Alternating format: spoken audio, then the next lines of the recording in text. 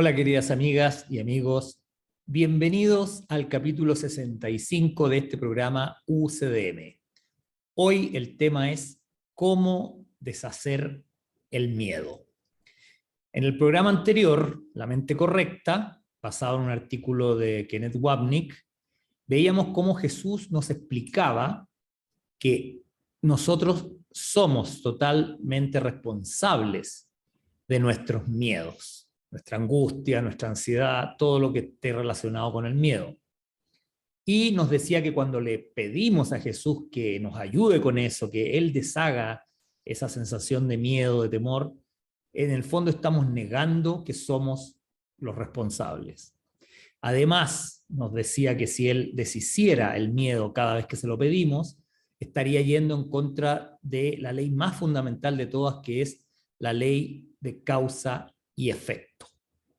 Y además estaría con ello menospreciando el poder de nuestros pensamientos, y eso iría totalmente en contra del objetivo de un curso de milagros, que es justamente hacernos conscientes de que todo el problema está en la mente. Bueno, y hoy entonces vamos, como habíamos prometido, estudiar cómo podemos entonces deshacer el miedo una vez que sabemos que somos los responsables y que Jesús no puede deshacer el miedo en nosotros porque estaría prácticamente condenándonos a mantener eternamente aquellos pensamientos tóxicos, por decirlo de alguna manera, que provocan el miedo. Después Jesús nos decía que en lugar de pedirle que deshagamos el miedo, deberíamos pedirle ayuda para cambiar las condiciones que provocan el miedo. Y después Jesús nos da una gran pista, que es que esas condiciones siempre entrañan el estar dispuesto a seguir separados. Esa es una clave muy importante, que el miedo siempre tiene que ver con nuestro deseo de estar separados. Después, en la sección sexta del capítulo 2, miedo y conflicto, Jesús dice que tener miedo parece ser algo involuntario y no estar bajo nuestro control, pero es solo un error de nuestra percepción. Jesús nos dice que Él no puede controlar ese miedo que sentimos, pero que ese miedo puede ser autocontrolado. O sea, nosotros podemos hacerlo, porque Jesús dice que nuestro propio miedo le impide a Él tomar el control de esa situación. Porque cuando sentimos miedo, o sea, la sola presencia del miedo en nosotros indica que hemos elevado pensamientos corporales al nivel de la mente, o sea, confusión de niveles, ¿no? Una cosa es el nivel de la forma, que es el cuerpo, y otra el nivel del contenido, que es la mente. Y eso es lo que pone este tema fuera del control de Jesús. Y Jesús nos dice que tal vez creamos que somos responsables de lo que hacemos, de nuestra conducta, pero que no somos en ningún caso responsables de nuestros pensamientos. Es un poco lo que nos han enseñado, incluso la misma Biblia hace énfasis en la conducta. Todos los mandamientos tienen que ver en general con lo que hacemos o no hacemos, y creemos que esa es nuestra única responsabilidad, nuestra conducta, ¿no? Y sin embargo Jesús nos dice claramente lo siguiente: eres responsable de lo que piensas, porque es solamente en ese nivel donde puedes ejercer tu poder de decisión. O sea, aquí estamos en una clave fundamental. Es solo en la mente donde tomamos decisiones, es solo en la mente donde tenemos la posibilidad de elegir. Después Jesús nos da otra pista muy importante sobre el miedo. Dice: siempre que tienes miedo es señal inequívoca de que le has permitido a tu mente crear falsamente y de que no me has permitido guiarla. Entonces aquí tenemos que ir tomando nota de estas cosas, ¿no? Cada vez que sentimos miedo tenemos que estar conscientes de que hemos creado falsamente, porque justamente el crear falsamente es elegir al ego en vez de a Jesús o al Espíritu Santo. En otras palabras, Jesús dice: cada vez que tienes miedo es porque has tomado una decisión equivocada. Son varias pistas las que Jesús nos está dando aquí para poder realmente deshacer nuestro miedo, tener control sobre nuestro miedo. Lo que nos aconseja Jesús es que tenemos que cambiar de mentalidad, no de comportamiento. Y eso, nos dice Jesús, es cuestión de que estemos dispuestos a hacerlo. Es voluntad, depende de nuestra voluntad. Y Jesús nos dice una vez más que no tiene ningún sentido buscar el cambio en el nivel de los síntomas, donde no se pueden producir resultados.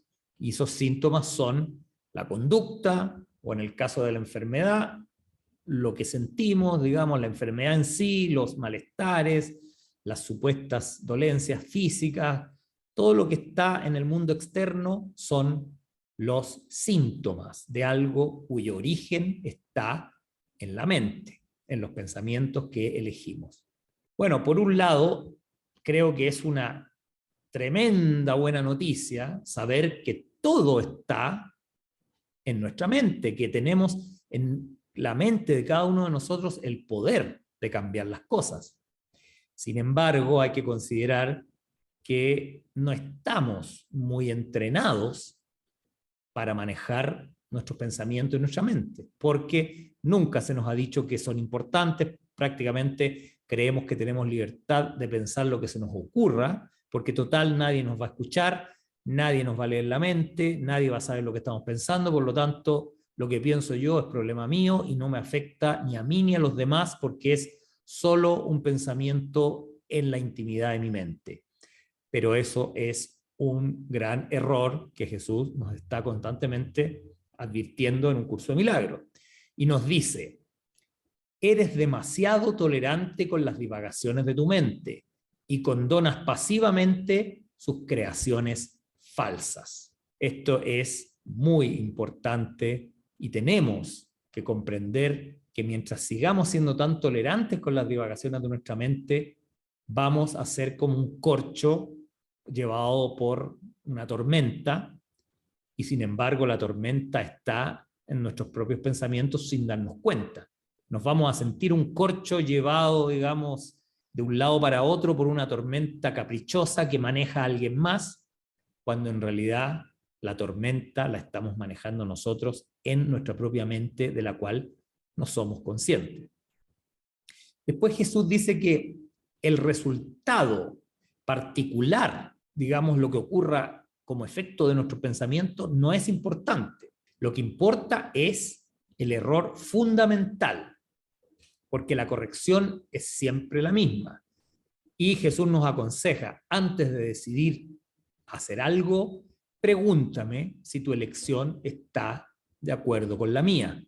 Si llegas a estar seguro de que lo está, entonces no puedes sentir miedo. El miedo es siempre un signo de tensión que surge cuando hay conflicto entre lo que deseamos y lo que hacemos. Otra pista súper importante.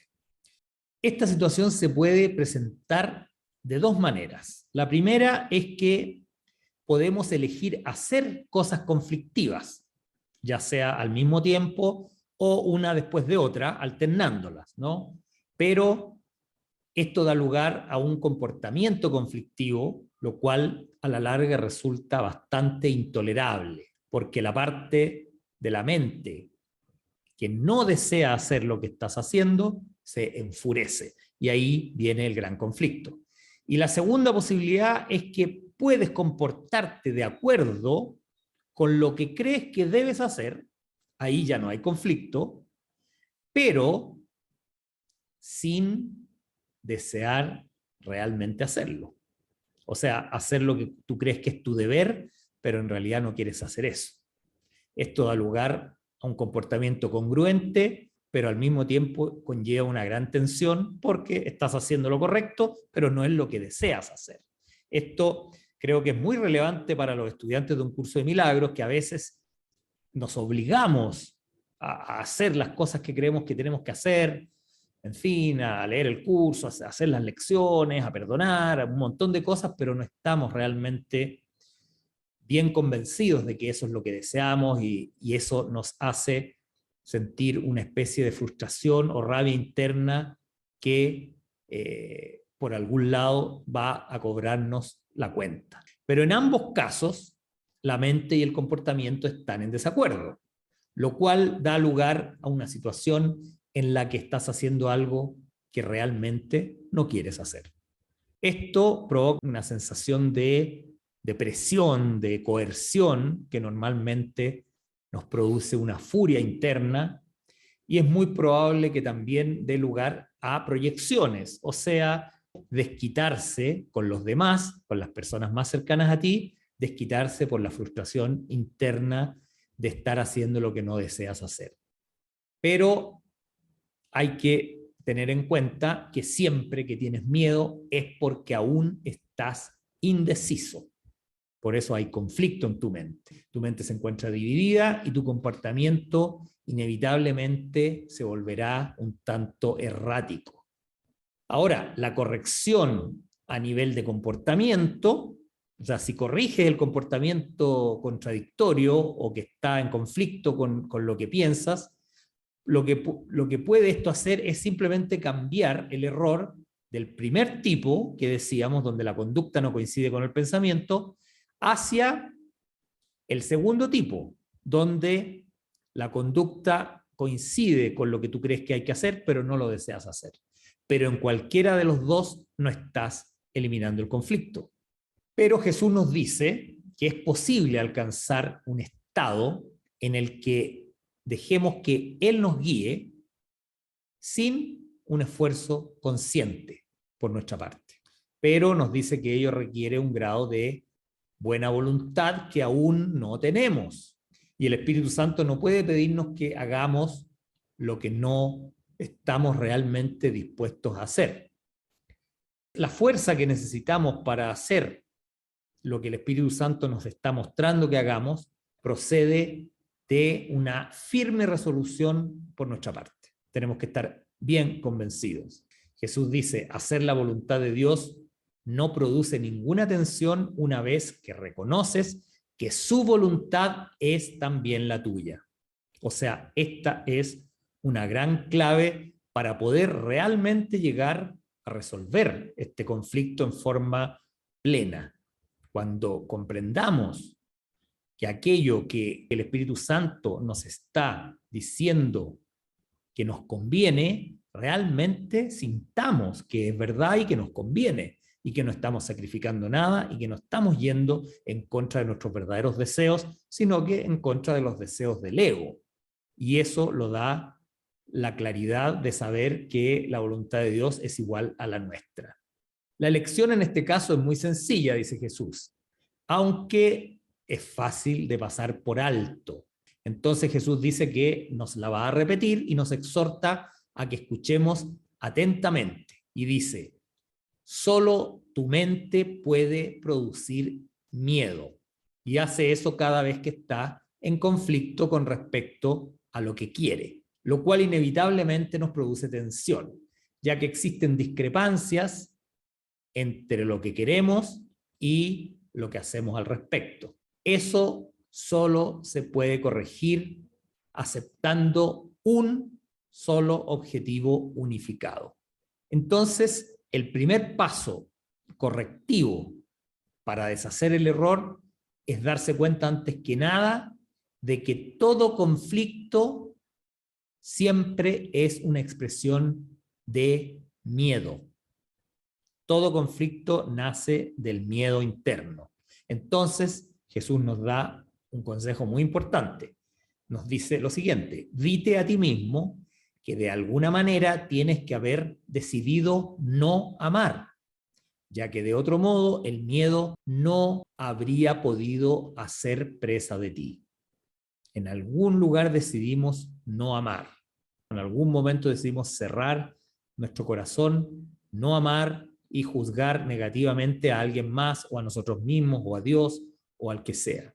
Bueno, a partir de ahí, a partir de que nos damos cuenta de esto, el proceso correctivo de todo este sistema de pensamiento errado del ego se reduce, nos dice Jesús, a una serie de pasos pragmáticos dentro del proceso más amplio de aceptar lo siguiente, que la expiación es el remedio. Estos pasos se pueden resumir de la siguiente forma. Si puedes, toma nota. El primero, reconoce en primer lugar que lo que estás experimentando es miedo.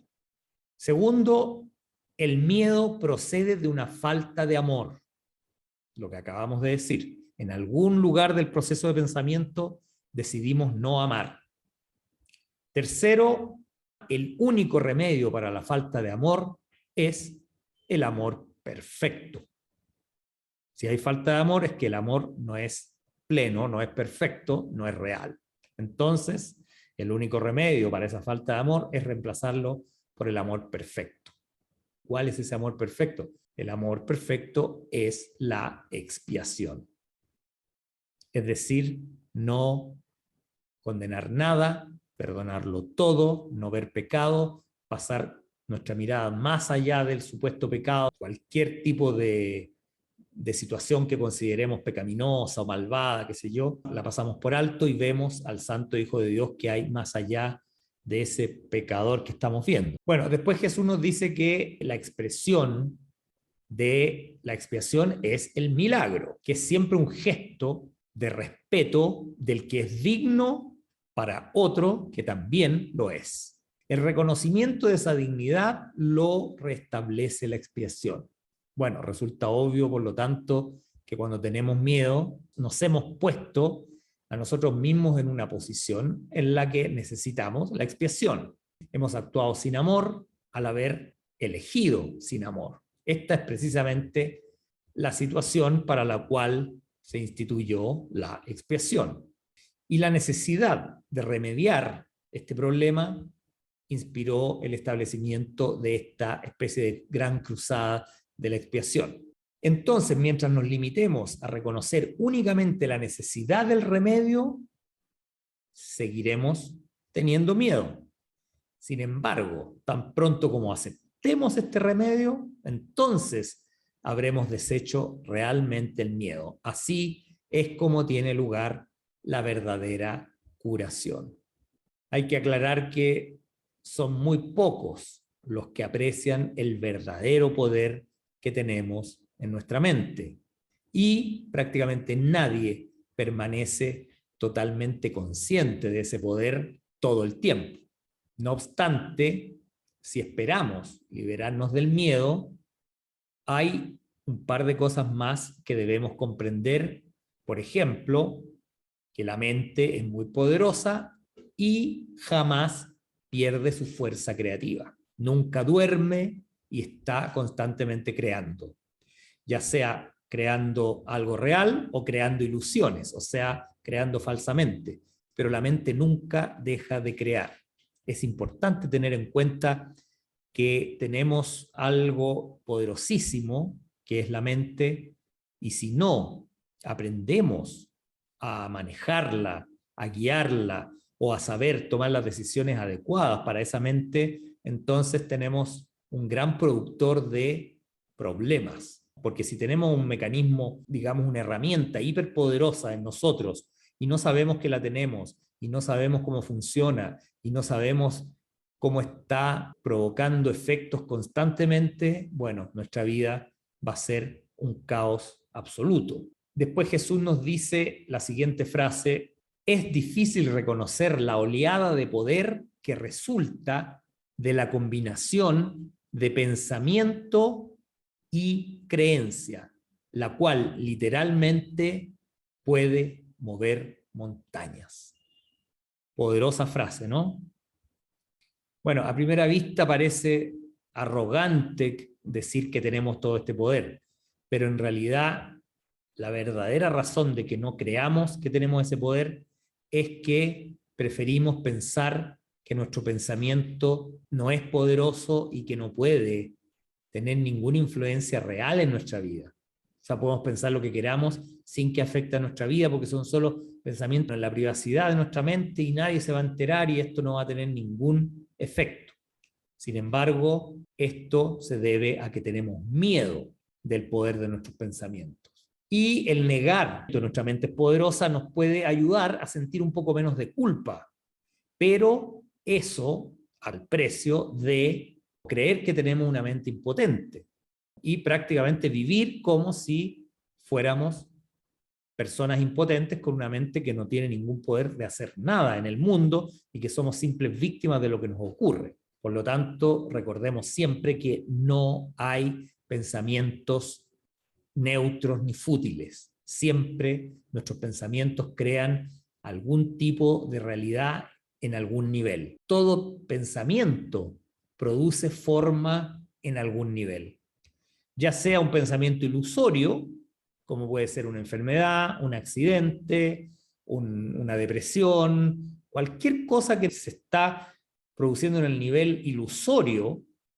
de la forma, eso es lo único que nosotros llamamos o consideramos males o tragedias, que está en el nivel ilusorio, pero que nosotros lo vivimos como tragedias reales, y son las únicas tragedias que existen. No existen las tragedias, ni las enfermedades, ni la muerte en el mundo real, en el ámbito de Dios. Por lo tanto, nuestros pensamientos o bien producen algo real en el ámbito de Dios, que son nuestras creaciones, que es un tema que ahora no es muy importante tocar porque no estamos en ese ámbito, no, nuestra conciencia está aquí en este mundo. Por lo tanto, nuestra mente fabrica ilusiones en esta ilusión que nosotros consideramos que son nuestros grandes males, nuestras grandes enfermedades, nuestros grandes conflictos, nuestra gran problemática. Por lo tanto, nuestra mente es la responsable de fabricar todas aquellas cosas en nuestra vida, incluida obviamente y principalmente el miedo, que es lo que hoy hemos tratado de dar algunas pistas, o las pistas que Jesús nos ha dado, sobre cómo evitar el miedo o cómo deshacerlo cuando ya apareció, idealmente evitarlo, ¿cierto?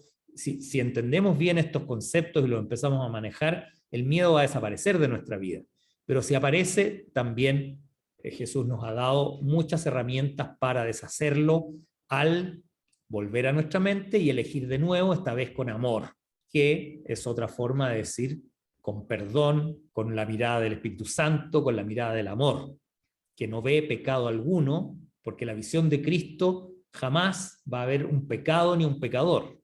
Y esa es la visión que debemos adquirir para deshacer definitivamente el miedo y todas las consecuencias que él trae, como la angustia, la enfermedad, la depresión, la soledad, etcétera, etcétera. Bueno, creo que hemos dado bastantes pistas. Obviamente, este tema del temor es tan grande, tan profundo, que no lo vamos a resolver en un programa, pero como siempre digo, son pistas, son pequeños elementos que se van sumando en este trabajo de un curso de milagros que también incluye hacer las lecciones, leer la teoría, orar, meditar, hacer los ejercicios, en fin, todo lo que ustedes saben que nos va llevando por el camino de deshacer todos los pensamientos tóxicos del ego para avanzar hacia esa profunda paz interior que luego nos va a traer todo lo que realmente deseamos en este gran camino de vuelta a Dios, de vuelta a la verdad, de vuelta al conocimiento, a la paz interior, al gozo y a la dicha de ser los santos hijos de Dios. Hasta un próximo programa.